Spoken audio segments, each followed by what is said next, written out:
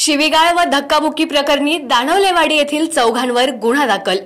पाहुयात सविस्तर बातमी।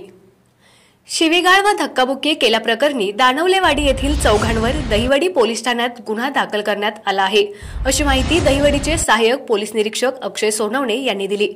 याबाबत पोलिसांनी दिलेल्या माहितीनुसार छगन रघुनाथ कदम, जयश्री रघुनाथ कदम, ताराबाई हनुमंत कदम, अरुणा सतीश कदम सर्व राहणार दानवलेवाडी या चौघांनी फिर्यादी कृष्णा धोंडीराम कदम राहणार दानवलेवाडी यांना दानवलेवाडी वावरहिरे रोडवरील कारभारी चौकातील कदम वस्ती येथे आपापसात संगनमत करून धक्काबुक्की केली।